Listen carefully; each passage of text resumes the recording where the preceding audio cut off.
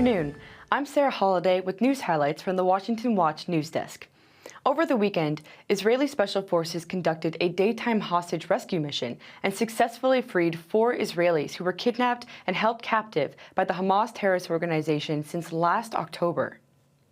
Noah, Almog, Andrei, and Shlomi were rescued after 246 days in Hamas captivity after they were brutally kidnapped from the Nova Musical Festival on the 7th of October.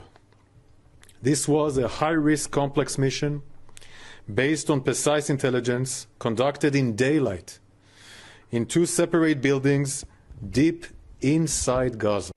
That was Rear Admiral Daniel Hagari, a spokesperson for Israel Defense Forces. The hostage rescue led to rejoicing at Hostage Square in Tel Aviv. But it also drew condemnation from the Council on American Islamic Relations, which accused Israeli forces of committing a, quote, horrific massacre. Palestinian sources claim the number of people killed in the rescue operation was over 200, without specifying whether they were terrorists or civilians. In related news, U.S. Secretary of State Antony Blinken landed in Egypt today before heading to Israel as the Biden administration seeks to increase pressure on Hamas and Israel to reach a ceasefire in Gaza. 10 days ago, President Biden put forward a proposal that would produce an immediate ceasefire in Gaza, get all the hostages home, and put us on a path to an enduring resolution to the conflict in Gaza. It's a proposal that is very close to what Hamas itself had agreed to some time before it.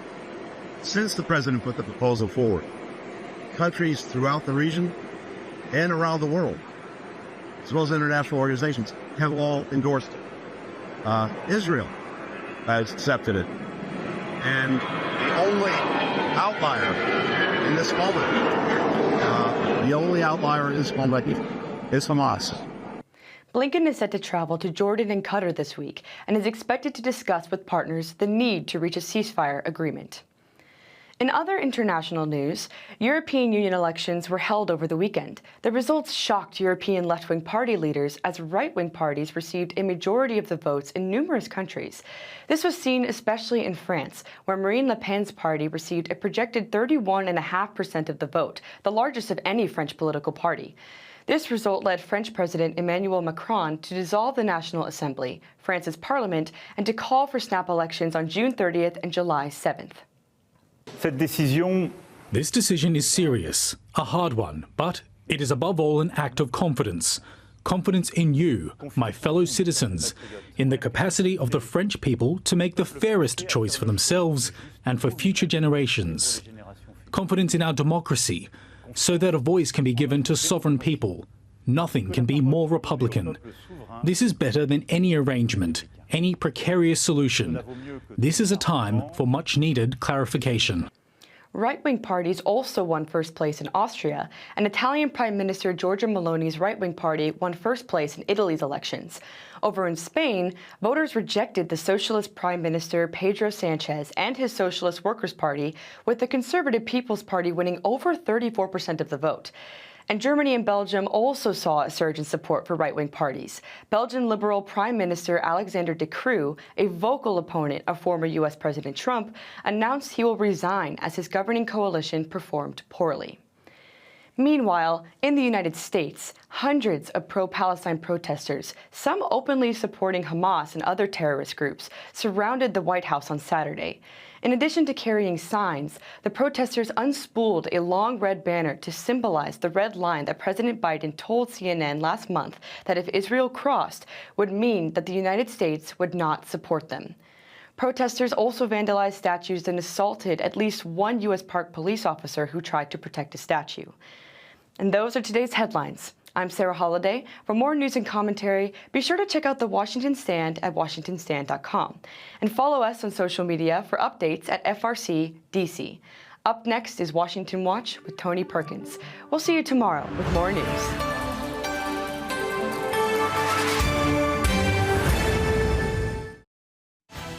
From the heart of our nation's capital in Washington, D.C., bringing compelling interviews, insightful analysis, taking you beyond the headlines and sound bites into conversations with our nation's leaders and newsmakers, all from a biblical worldview.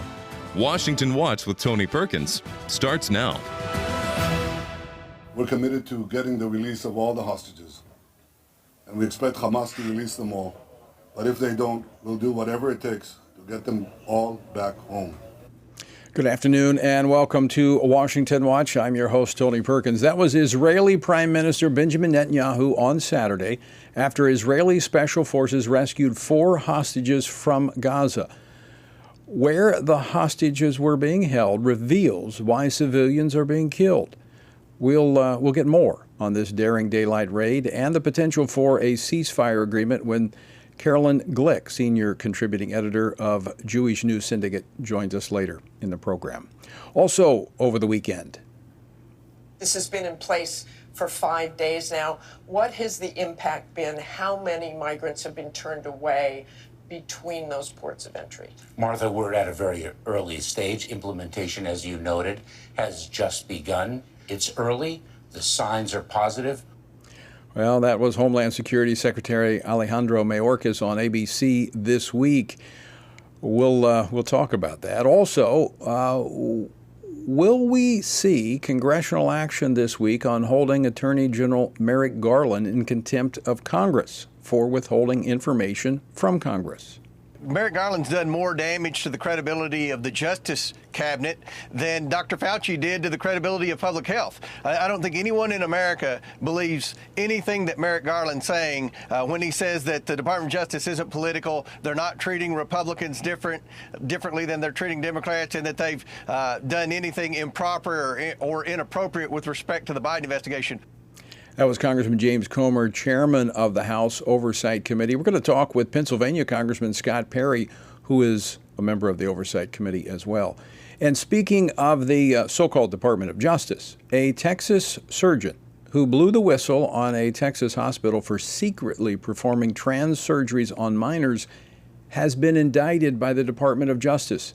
Dr. Ethan Heim has been indicted on 4 felony counts for allegedly violating the Health Insurance Portability and Accountability Act.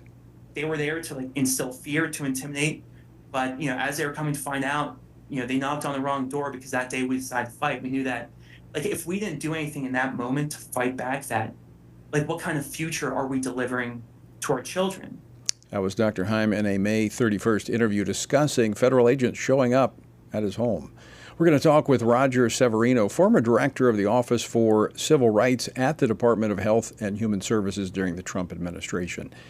And while Pride Month is fueling the drag queen story hours in libraries across the country, including in public schools during school hours, the Associated Press over the weekend was lamenting a volunteer student-oriented program that allows children, with their parents' permission, to leave school campuses for up to 2 hours a week for religious instruction. We're going to discuss the program, its history, and how you can help. Joel Penton, founder of LifeWise, joins us later on this edition of Washington Watch. The website, TonyPerkins.com. If you miss anything, it's all archived right there. Also, let me encourage you, if you've not yet downloaded the Stand Firm app, lots of resources there, interaction, there's groups, there's conversations, there's alerts, everything you need to be an informed and engaged citizen. Download the Stand Firm app, go to the App Store, download it, or just text APP, APP, to 67742.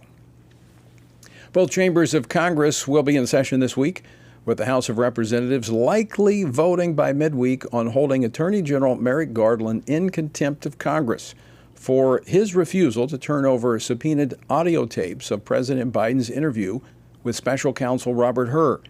In a narrowly divided House, do Republicans have the votes to hold Attorney General Garland in contempt?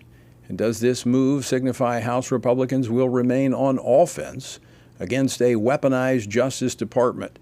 Joining me now to discuss this and more, Congressman Scott Perry. He serves on the House Oversight and Accountability Committee, the Foreign Affairs Committee, and the Transportation and Infrastructure Committee, and was recently appointed to serve on the House Intelligence Committee. He represents the 10th Congressional District of Pennsylvania. Congressman Perry, welcome back to the program. Great to see you. Well, it's great to be with you, Tony, and we've got a blockbuster week ahead of us. Merrick Garland should be held in contempt, but I think what we don't want to miss here is the fact that I think that this is a diversion from who's really in contempt, and that's President Joe Biden. Let's remember that he claimed executive privilege for the reason that the tapes can't be heard. Your audience needs to know that executive privilege is real. It allows the president to talk to his or her advisors and to talk freely. And we don't want that to change that for President Biden or President Trump or any president. But what it doesn't do is guarantee you some kind of shield from the law. This is claiming executive privilege so that the American people can't see the legal proceedings in the criminal case against President Biden. And so while Merrick Garland is also, he's classified this tape, even though we have the transcript, or allegedly have the transcript, right? But and he is in contempt of Congress for that. But this really goes to President Joe Biden's refusal to give to the American people what is theirs. So you have Merrick Garland basically stonewalling, standing in the way of getting this information that Congress wants that will allow them to do their investigation and hold their hearings into what we call the impeachment inquiry. But let me, you just pointed out that you have the transcript, but they won't release the audio. How can they claim executive privilege over the audio, but not over the transcript? Well, they actually can't, and they know that all they're doing, Tony, is playing for time. They want this, to go to the courts and be held up till after the election, because I suspect that whatever is on the tape is devastating to the Biden campaign, and so they're using the law to change the trajectory of the election. It's not allowed in any circumstances, but they're begging for forgiveness after completing the act, as opposed to complying with the law up front. And this is a way to just stall. So the House Rules Committee, Congressman Perry, is scheduled to consider a resolution to hold Garland in contempt tomorrow. What do you expect to take place in the Rules Committee tomorrow? Well, I think the Rules Committee is going to move that forward to the House for a full vote. I suspect it will be unfortunately, a partisan vote. If this were, Trump, a Trump attorney general doing this, you can bet that every single Democrat would vote one way, and there'd be a handful of Republicans would do the same thing. But in this case, all Republicans, I think, will vote to hold Merrick Garland in contempt. He is in contempt. But the Democrats will continue to support the law breaking on their side. They simply just don't care. It's a partisan exercise for them. And as long as what they perceive as helps them win the election, they're happy to break the law if that's the case, or to support somebody that does break the law. So, Congressman Perry, are you pretty confident that all of the Republicans will vote to hold the Attorney General in contempt? Well, we have a few seats in our favor now we just filled the seat in California. So there might be one or two, but I do think that the measure is going to pass and Merrick Garland will be held in contempt. The real question, Tony, is well, there are two.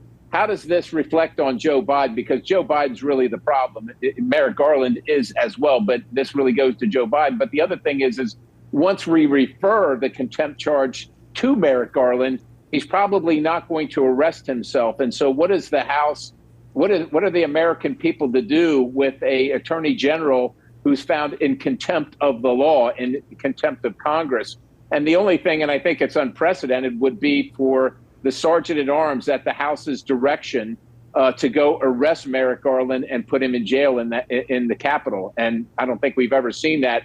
But if he's going to be held in contempt, that would be the appropriate thing to do to make sure that the punishment fit the contempt charge. This is quite significant. I mean, this is the Attorney General. Of course, we saw Eric Holder was also held in contempt of Congress back during the Obama administration for something very similar, withholding information from Congress. Right. But you have to have this information. So I think this is a very important debate.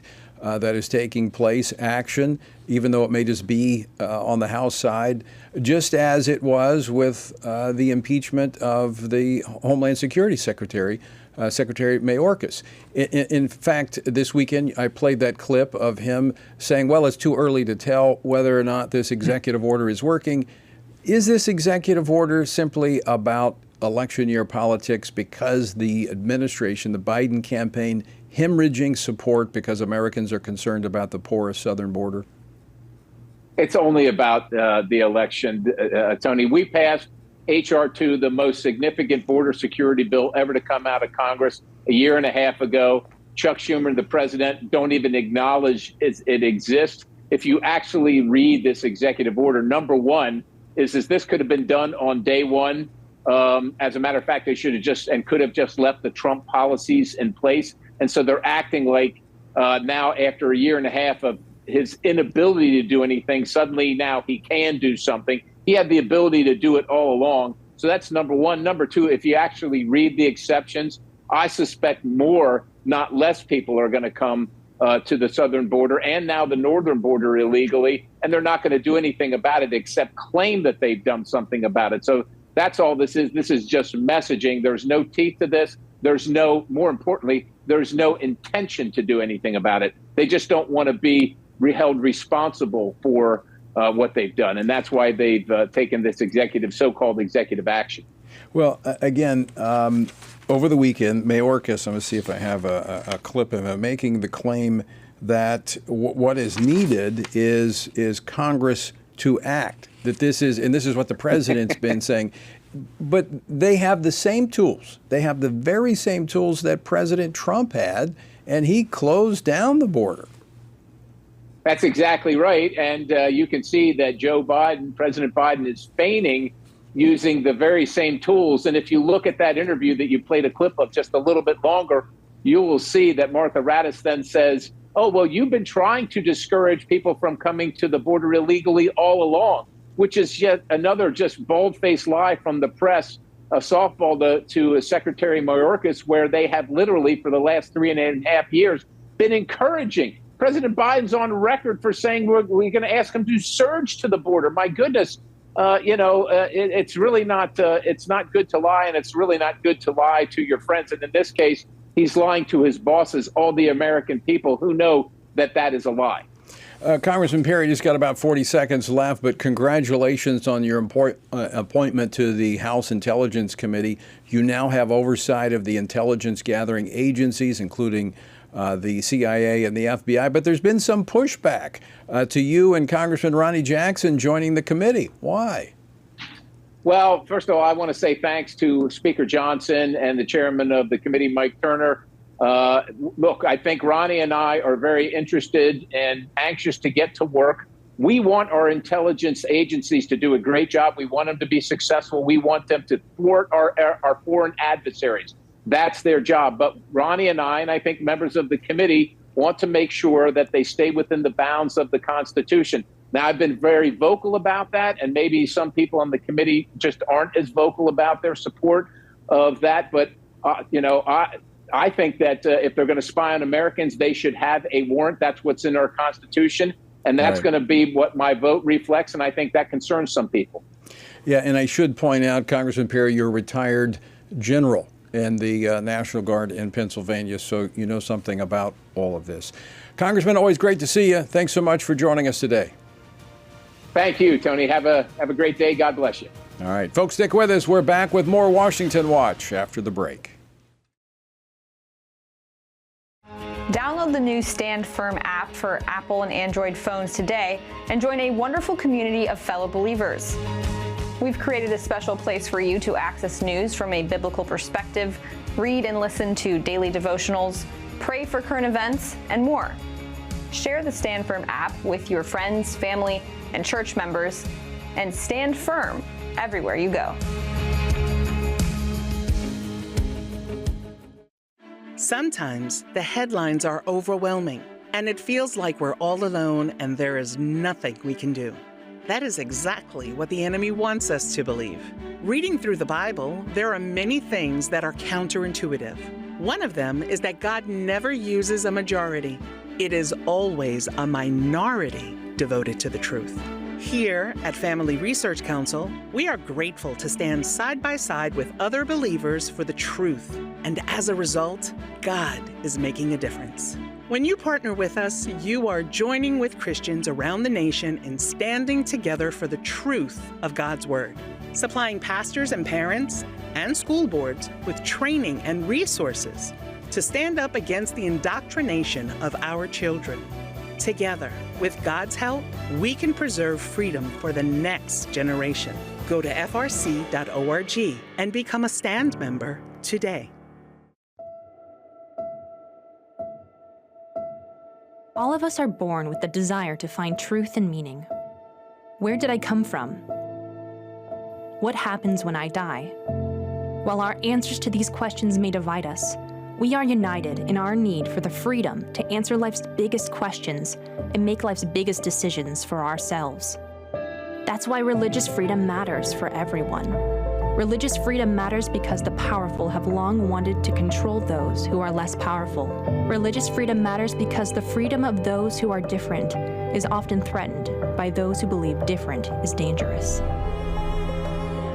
At the Center for Religious Liberty at Family Research Council, we promote religious freedom for everyone because the only alternative is religious freedom for no one. We encourage Americans and the American government to engage and advocate for the persecuted, and they do. We work every day to bring good news to the afflicted, to proclaim liberty to captives and freedom to prisoners. We do it because that's what Jesus does. We work to give freedom to others because we ourselves have been set free.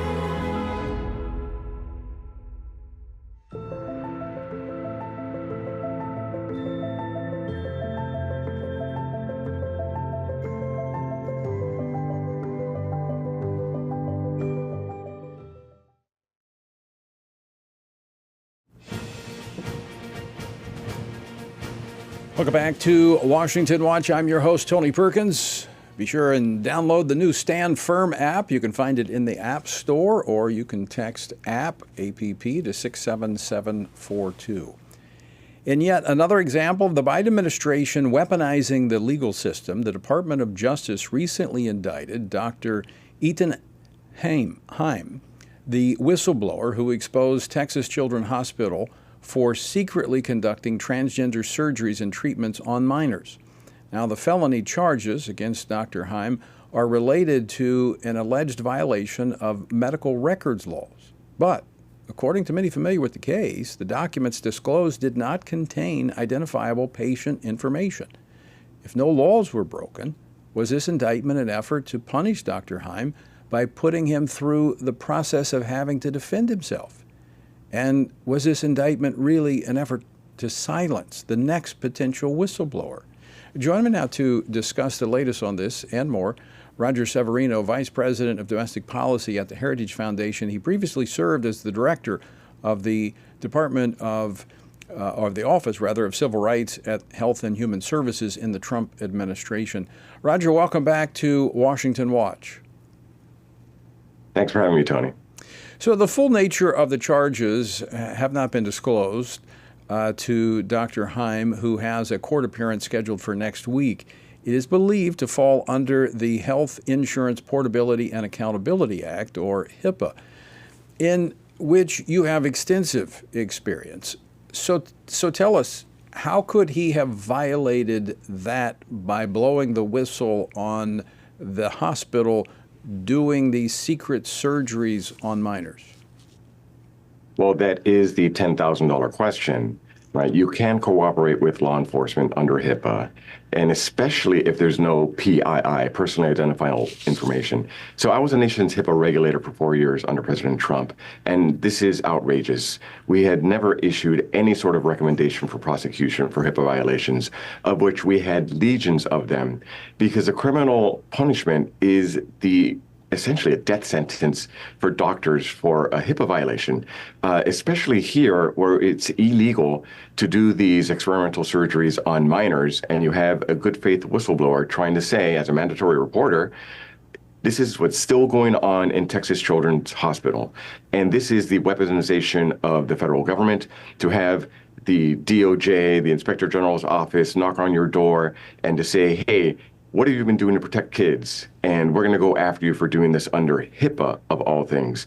And this reminds me, earlier, the Biden administration said that you cannot cooperate with law enforcement without violating HIPAA when it comes to abortion. So they're trying to say that if you have information about illegal abortions in Texas or elsewhere, you may also be criminally liable if you're cooperating with law enforcement, even in cases where they have a valid subpoena and a warrant. It just seems that there is no end to the weaponization of the justice system. They are going after President Trump at the highest levels. They're going after good faith doctors that are blowing the whistles at lower levels. That means every single person that is against the Biden ideological agenda is at risk of some sort of prosecution. It's a sad day. So, Roger, this information that a hospital is conducting, whether it be abortions or whether it be these surgical procedures on minors, that can be that information can be released without releasing personal information that would disclose who the patient was, which appears to be the case here with Dr. Heim. So that would not be in violation of HIPAA. If it is de-identified information, it is not covered information. So the question is, was it fully de-identified? But regardless of what actually happened in this case, the fact that they're using a criminal penalty to go after a whistleblower is absolutely unheard of. Again, for 4 years, this was my bread and butter of making sure and pursuing these sorts of cases. The remedy, if there is a violation, I'm not saying there's one here, but if there is, it's civil. You get a penalty. You don't have, armed U.S. Attorney's Office or FBI agents, folks coming knocking at your door and then threatening to put you in jail for blowing the whistle to protect children from potentially unlawful activity. This is unheard of. It just shows that there is an ideological bent to this administration that stops at nothing to get its political way, and people that it deems to be political enemies are going to be persecuted. And here's another thing. They're trying to break this man. It's very expensive when the process is the penalty. He now has to defend himself, his good name, his reputation as a doctor. He now has a Give, Send, Go campaign and already raised $200,000. Christopher Rufo has tweeted about it to help support this man in his endeavors in defending himself against a DOJ and a Biden administration that is run amok. So just to be very clear here, Roger, you're saying this is unprecedented in what we're seeing happen with the Department of Justice. Oh, absolutely. Again, HIPAA is by and large for civil penalties where you actually pay money for violations. We had major ones where hacks where the entities were irresponsible and millions of personally identifiable records were put out there. We didn't threaten to put these folks in jail for that. People were really hurt. They were harmed, but we're going to throw them in jail for it. But now the Biden administration is trying to go after somebody protecting children with jail time. So this is more about a scare tactic, intimidation, silencing those who would challenge the ideological agenda of this administration and the left. Oh, without a doubt. And I'll go back to the abortion example. They are saying that abortion gets a special carve-out under HIPAA. These regulations were issued very recently that says HIPAA is okay to cooperate with law enforcement with one broad exception, and that is abortion. So if you have a warrant from the state of Texas, for example, for illegal chemical abortion, and you want to track down who this abortionist is that's hurting women with the illegal chemical abortion pills, a warrant would not be enough. They would have to have an independent factual basis to be able to comply with a warrant, which means these are just regular doctors that are dealing with the aftermath of illegal abortions. Either they comply with a state warrant that says you must give us information about these abortionists that are handing out these pills, or you risk prosecution from the Biden administration for cooperating with state law enforcement, which means this is all about ideology, whether it's about abortion or transgender sex change operations, so-called, on minors. It's not about the science, it's not about the law, it's about pushing this ideology. And if you get in the way, they are threatening jail time for you. Well, this puts doctors in an untenable situation, because if you're in a state and you get a warrant, a subpoena for this information, you can be held in contempt for not complying with that warrant. But yet, on the other hand, you've got the Biden administration coming after you. Yeah, that's absolutely the case. When ideology clouds everything, and look what's happening with President Trump, look what's happening in the Department of Defense with abortion. They even say that if you're an abortionist, you can get indemnified. The federal government will pay for you if you commit a criminal abortion. Roger, we're going to have to leave it there. We're out of time. Great to see you. Thanks for joining us. Folks, stick around. We're back after this. Everything we do begins as an idea. Before there can be acts of courage, there must be the belief that some things are worth sacrificing for. Before there can be marriage, there is the idea that man should not be alone. Before there was freedom, there was the idea that individuals are created equal. It's true that all ideas have consequences, but we're less aware that all consequences are the fruit of ideas. Before there was murder, there was hate. Before there was a Holocaust, there was the belief by some people that other people are undesirable. Our beliefs determine our behavior, and our beliefs about life's biggest questions determine our worldview. Where did I come from? Who decides what is right and wrong? What happens when I die? Our answers to these questions explain why people see the world so differently. Debates about abortion are really disagreements about where life gets its value. Debates over sexuality and gender and marriage are really disagreements about whether the rules are made by us or for us. What we think of as political debates are often much more than that. They're disagreements about the purpose of our lives and the source of truth. As Christians, our goal must be to think biblically about everything. Our goal is to help you see beyond red and blue, left and right, to see the battle of ideas at the root of it all. Our goal is to equip Christians with a biblical worldview and help them advance and defend the faith in their families, communities, and the public square. Cultural renewal doesn't begin with campaigns and elections. It begins with individuals turning from lies to truth. But that won't happen if people can't recognize a lie and don't believe truth exists. We want to help you see the spiritual war behind the political war, the truth claims behind the press release, and the forest from the trees.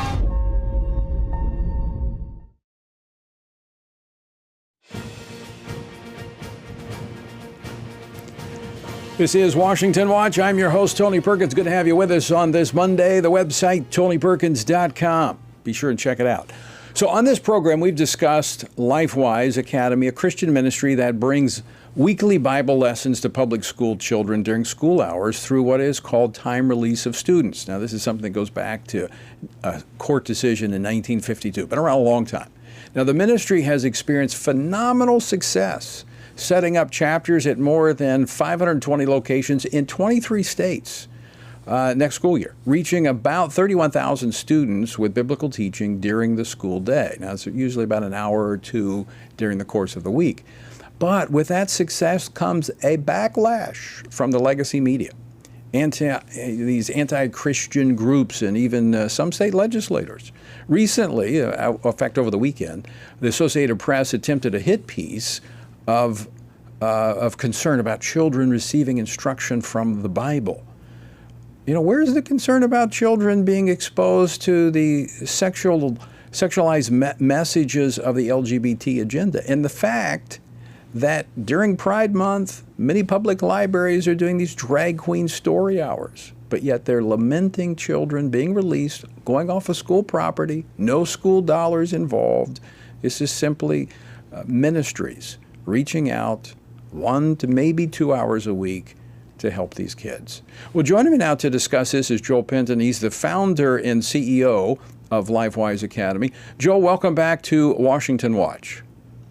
Tony, thanks so much for having me. It's an honor. So, Joel, it looks like you guys have, your success has rattled a few cages, and the left may be concerned that their drag queen storytime hours might be missing a few students, are out there saying that this is a horrible thing. Well, I tell you what, they try to make it sound like a controversy, but I'd have to say it's a manufactured controversy, because the truth is we are being welcomed with open arms. When we go and meet with schools, 93% of the time, we're able to come to an agreement with schools.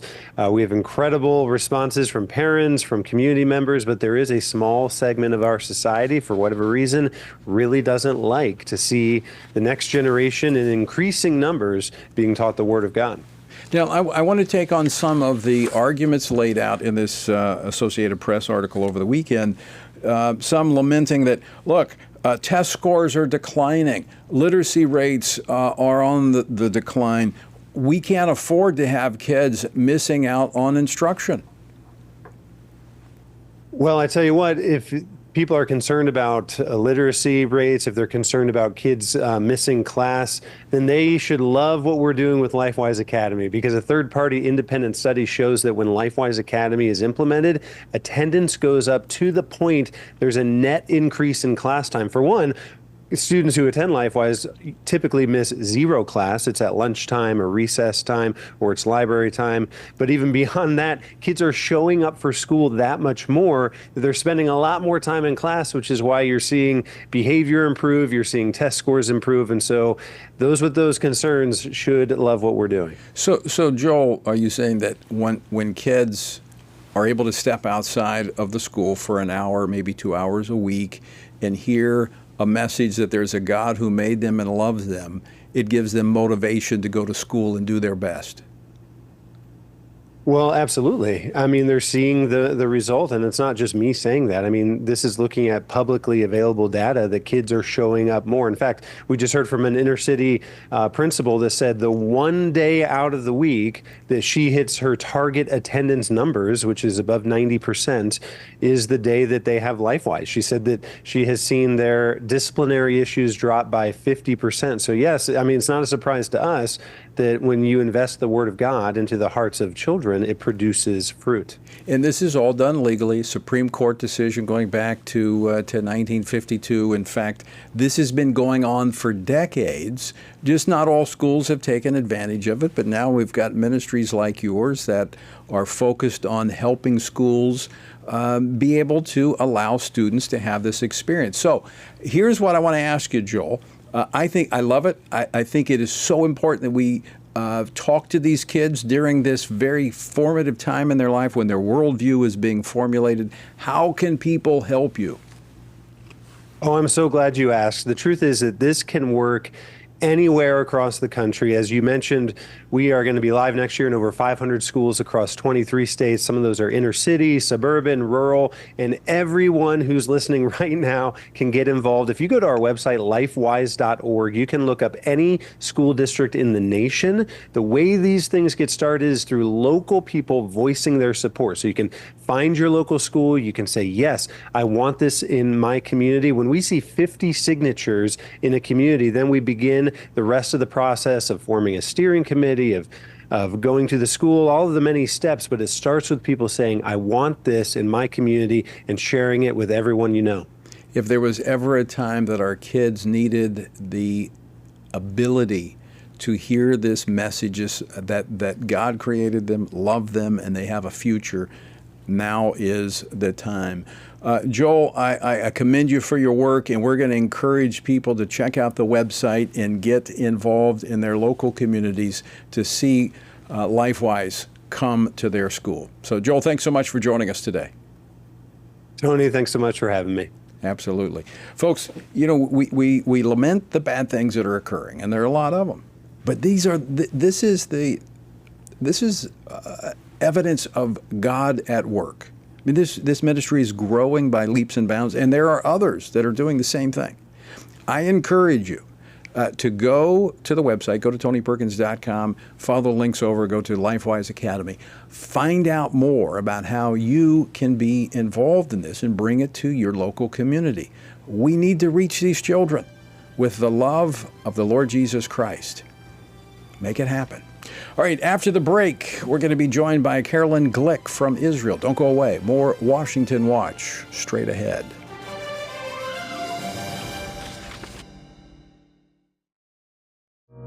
America was a bright light until the culture gave into darkness. But we won't. We're in a battle for the soul of our nation, between right and wrong, between truth and lies.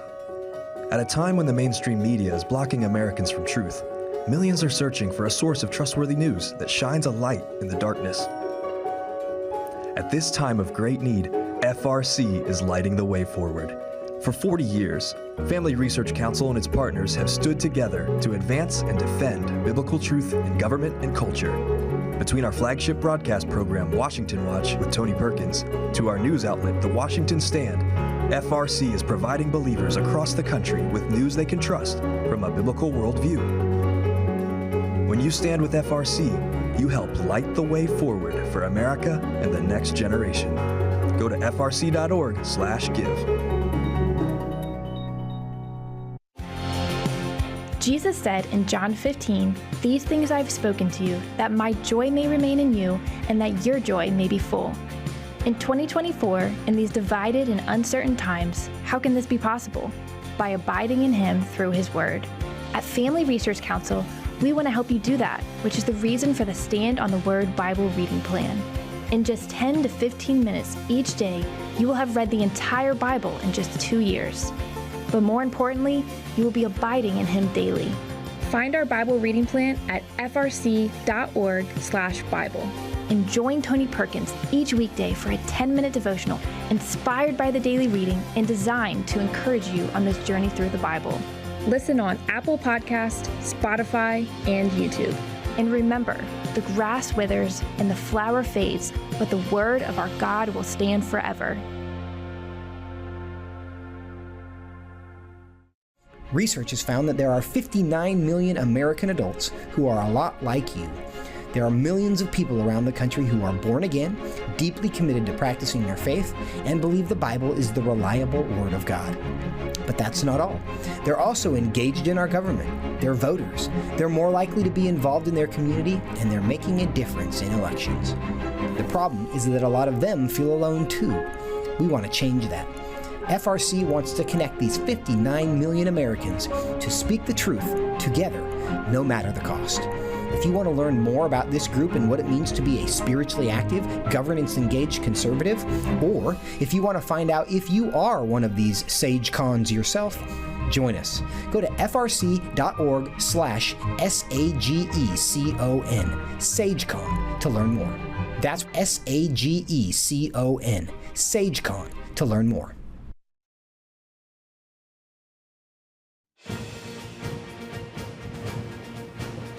Welcome back to this Monday edition of Washington Watch. Good to have you with us. Be sure and check out the website, TonyPerkins.com. Also, if you've not yet downloaded the Stand Firm app, this is our cancel-resistant digital platform that will make sure that you continue to get news from a biblical perspective that can help you stay engaged and be informed. So just download, go to the App Store, and download Stand Firm, the Stand Firm app, or text APP to 67742, and you'll get a link for you to get the app.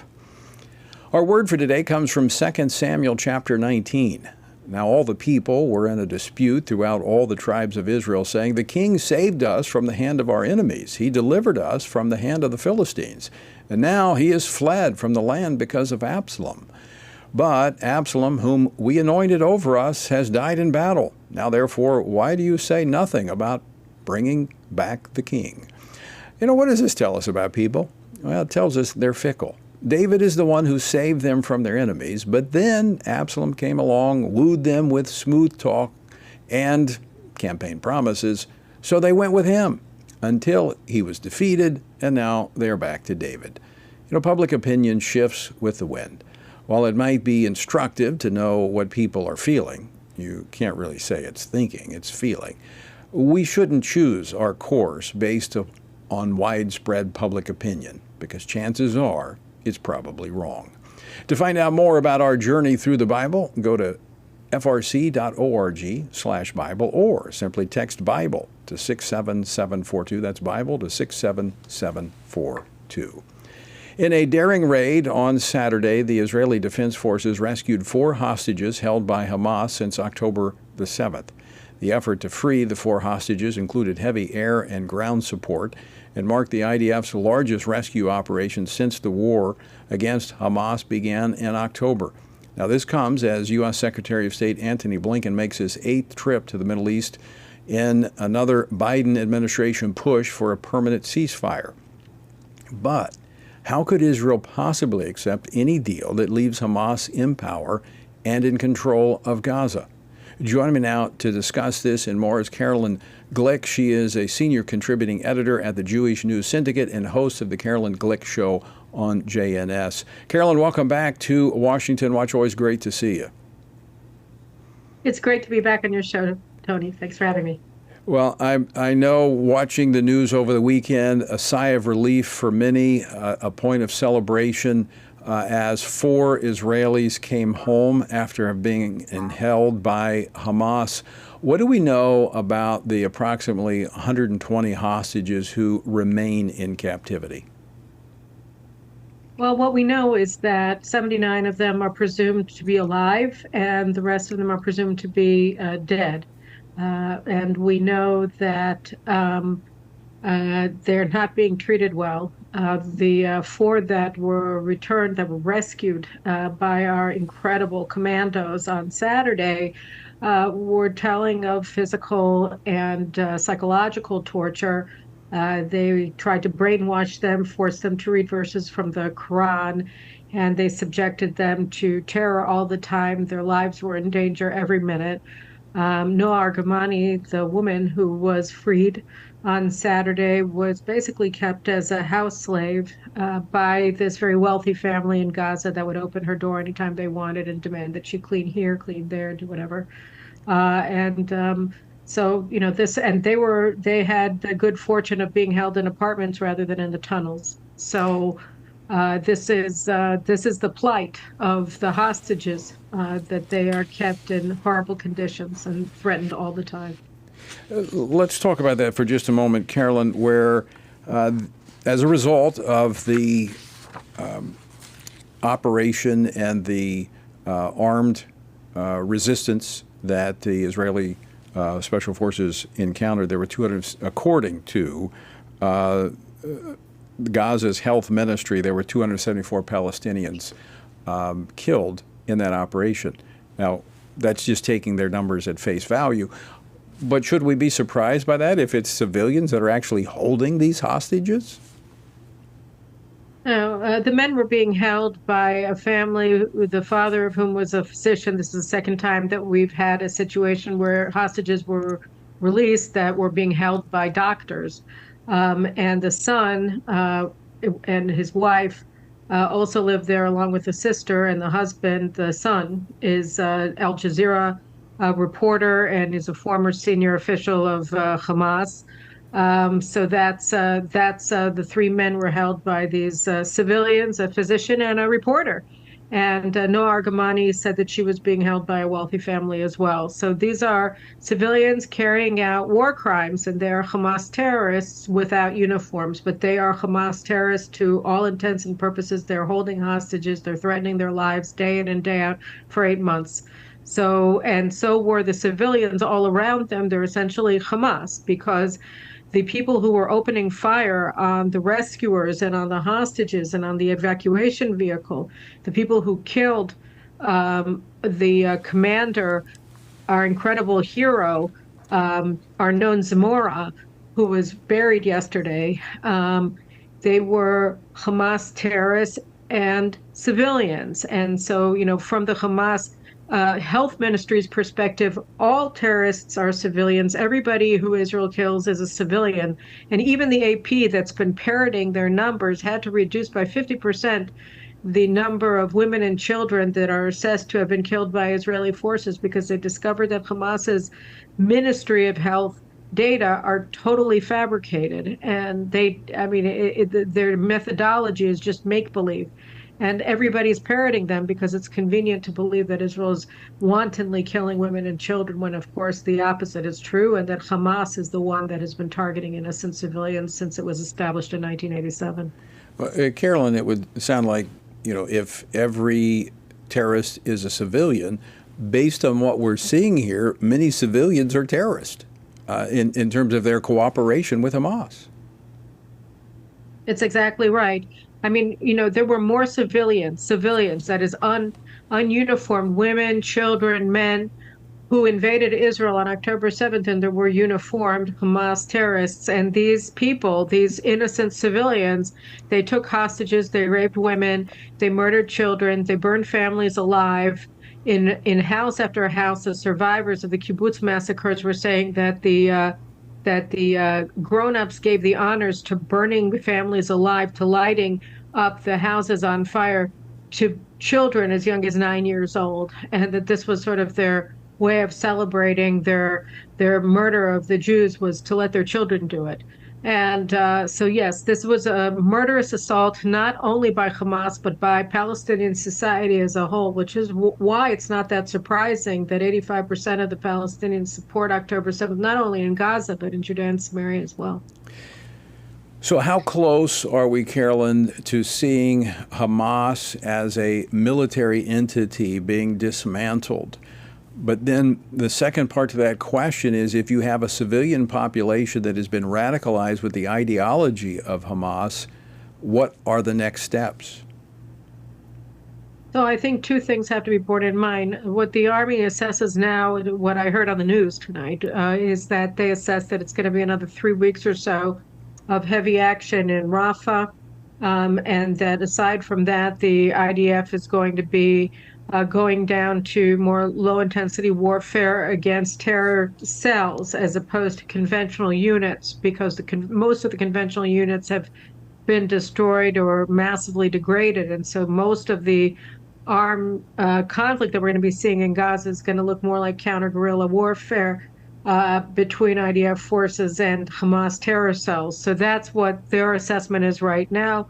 And we're already moving forces up to the north, where we expect to have a much larger war starting soon. Talk just a moment about up north, because that doesn't get reported on very much. I mean, you still have a large population that's been displaced since the beginning of this, as you have the missiles and rockets coming in from Hezbollah in the north. Right. Well, we had about 100 missiles and drones shot into Israel just today, into northern Israel from from Hezbollah controlled Lebanon. And right now we have 60,000 Israelis who live along the border with Lebanon that were evacuated already shortly after October 7th to prevent them from being kidnapped and murdered the way that it happened to the civilians along the border with Gaza on October 7th. But you can anticipate that that number will go up by, 100,000 or so when we start dealing with a more conventional war in Lebanon itself, because the only way that Israel's going to be able to allow anybody to come back safely to their home is by massively degrading Hezbollah's capabilities along the border with Israel. And the only way that you can do that is through a ground operation. And so right now, the assessment in Israel, I think by the public and by the leadership together, is that we have to steel ourselves for a much bigger war and a much more difficult war in Lebanon, because the Hezbollah forces are much more powerful than the Hamas forces that we fought at such cost until now. So we're talking about a very difficult front in the north. So let's talk about that, Carolyn, from the standpoint of late yesterday, the Biden administration asked the United Nations Security Council to vote on its latest resolution for a ceasefire in Gaza, and Secretary of State Antony Blinken in the Middle East today, basically saying Israel has signed off on this. How does this affect the threat from the north? I mean, is this further tying of Israel's hands in their ability to defend themselves? Look, I mean, we want to get to a lower intensity conflict in Gaza as quickly as possible, because we need to move as many forces to the north as we can. So the faster we can finish the high-intensity warfare stage of the operation in Gaza, the faster we're going to be able to diminish the force size in Gaza and increase the force size in the north. So, Israel would like to get to that period, but we're not going to get it from a ceasefire, because Hamas will never abide by a ceasefire, and certainly not if we start fighting in Lebanon and they're not defeated in Gaza. They'll just reinstate the hostilities to help Hezbollah. So we can't have a ceasefire that leaves them with their weapons, that leaves them in charge of the government in Gaza, and allows them to rebuild their forces. And unfortunately, the idea that the Biden administration is advancing now through the Security Council is one that will do just that. So they're placing Israel in great peril with this Security Council resolution, and they're doing it on purpose because from Biden's perspective, the longer that the war in Gaza goes on, the more difficult his election situation becomes. And so they want to end it as quickly as possible, even if that means Israeli defeat. As for Lebanon, the Biden administration has been demanding that Israel not take action in Lebanon really since October 7th, the don't that President Biden expressed right after the Hamas invasion was directed to Iran and to Hezbollah, but it was also directed towards Israel. And whereas Hezbollah and Iran didn't listen to him, Israel has been listening to him. And it's a problem because Hezbollah has massively escalated its assaults on Israel over the past month to the point where Israel simply cannot abide by what's happening any longer. It's not just a tit for tat anymore. They are burning up northern Israel. They're burning our grazing land. They're burning our forest preserves. They're burning our communities. They've destroyed over 1,000 homes in the border communities with their anti-tank rockets and their drones since October 7th. So they're trying to render northern Israel uninhabitable, and basically all areas of that section of Israel, which is the breadbasket of Israel, are now under effective Hezbollah control. You stick your head out of your house, they see you, and they can kill you. And it's a real problem. We can't continue accepting this situation, and the only way to end it is not to reach some sort of cockamamie deal with Hezbollah that the administration is pushing. We actually have to send, unfortunately, our forces into Lebanon to take care of the threat. Carolyn, do the Israeli leaders anticipate that they're going to face the same international opposition when they move into the northern part and take on Hezbollah?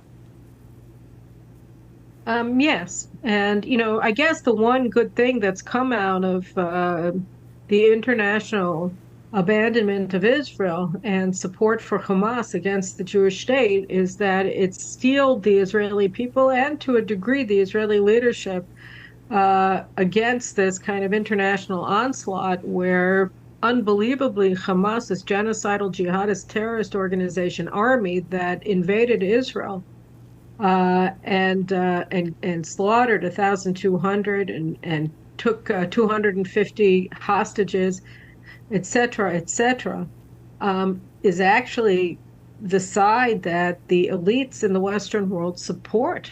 So I think that we've sort of been rendered immune to this sort of thing because now we understand how things stand. And the thing that the Americans, I think the Biden administration understands less well is the psyche of the Israeli people. I mean, October 7th convinced the vast majority of Israelis that we're in a war for our national survival and that we can't accept anything less than absolute victory. Right. Because if we do, we will face more and more October 7th. And so, they don't seem to recognize that. They think that if they pressure Netanyahu, that we'll hate Netanyahu and we'll blame him. But the more they pressure Netanyahu, the higher he goes in the opinion polls, the more the nation clings to him. Yeah. I think the timing of his speech here before joint session on July the 24th is going to be very, very significant. Carolyn Glick, always great to see you. Thanks so much for taking time to join us today. Thank you very much, and thank you for your support for Israel. I appreciate it very much. Absolutely. Folks, and I want to encourage you to continue to pray for Israel. Pray for Israel. All right, we're out of time for today. Thanks for joining us. Until next time, I leave you with the encouraging words of the Apostle Paul, who says, when you've done everything you can do, when you've prayed, prepared, and taken your stand, just keep standing.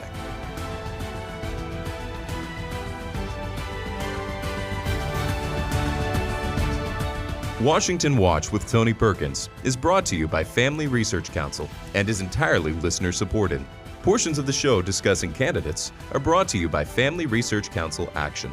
For more information on anything you heard today, or to find out how you can partner with us in our ongoing efforts to promote faith, family, and freedom, visit TonyPerkins.com.